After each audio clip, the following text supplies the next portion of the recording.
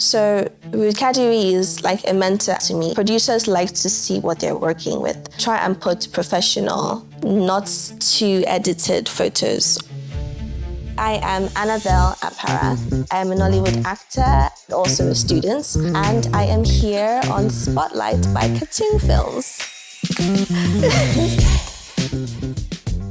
So when I was 14 years old, I wanted to take acting more seriously. I started posting more on Instagram and TikTok because I'm usually a very shy person. Most of my fans know me as somebody who is shy.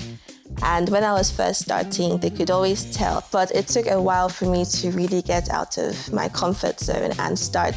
I would say I'm not shy now, because when I post on TikTok now, I'm not as shy as I used to be. I'm just better at hiding it. So I would say you did it, you went out of your comfort zone, you posted more, you were consistent with it, and I appreciate that. Although you were very insecure about some things, you still tried your best, and you made it. I mean, we're still growing, but you've come a long way from that point.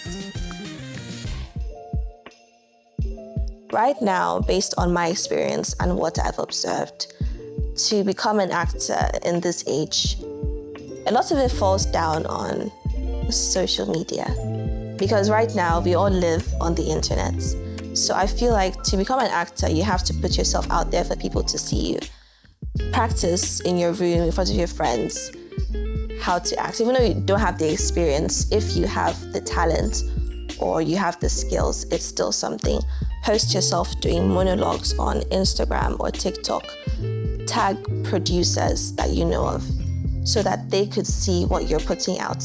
And at first, you might not get much traction, but eventually with consistency, and if what you're doing resonates with the audience, it will expand and reach more people. And the more people see is the more likely you are of reaching somebody who's going to hire you for a movie. And also try and connect, find an agency. Because there's agencies on Instagram or even TikTok. Usually there's more modeling agencies than acting agencies. But even those modeling agencies, I was signed to one at some point before I got a contract with Kadiri. So they also have auditions. They're able to connect with producers who are looking to hire movie stars. And at first, because you have no experience, it will obviously be roles that don't require you doing much. But the more you participate in that, the more you meet people who will help you grow in your career.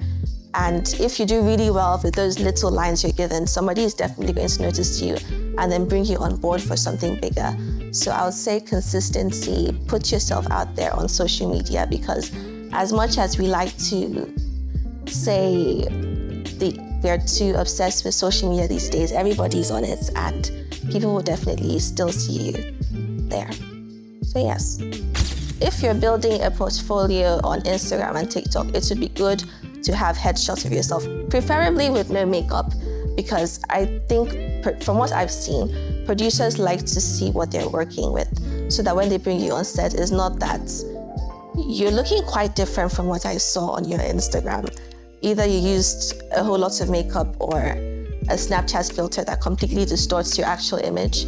So try and put professional, not too edited photos on your Instagram and TikTok, as well as the monologues, so that producers know who they're reaching out to.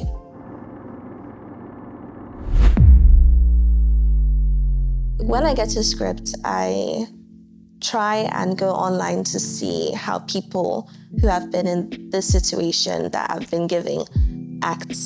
I had a role once in One Night Guest. It was in the cinemas.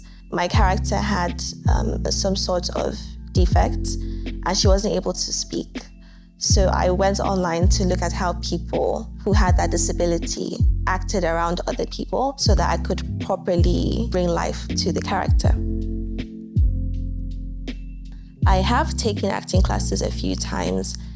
I do think that there's value in taking acting classes. I feel like it really does help. and having a mentor who already knows these things to push you in the right direction. So even when I'm not acting, I still try and either research on other actors, how they started, how they're growing, the roles they've taken, or how they bring characters to life. I try to recreate scenes in front of a mirror. So there's a mirror in front of me, I act out the scene, or I record myself or ask a friend of mine that, I want to try out the scene. Watch me, do you think I did it well? If not, how do you feel like I could have portrayed these certain emotions better? The one thing that helps me balance my acting with school is, well, two things. First of all these platforms that you pay for that have all your notes written, so that even when I'm on set, I'm able to read through or see past questions so that I'm able to revise. And another thing is my friends and study groups, because when I'm not on set, they call to tell me, oh, this happened in class today. Or when I'm back, we have study groups or study sessions so that I'm caught up on everything. And having a clear balance between the time I act and the time I'm in school. I try to take more jobs over weekends so that I know this is a free period for me. It's not really clashing with my school activities. So yes, time management and friends. Yes. So Ruth Kadiri is like a mentor and a mother to me, and working with her and her crew, it's always like one big family. I'm always comfortable whenever I go there to work because they treat me, they make sure I'm fine, they give me time to really enter my role. If I want to cry, they can give me like a few minutes, take care of yourself, do what you need to do. And they're always looking out for me.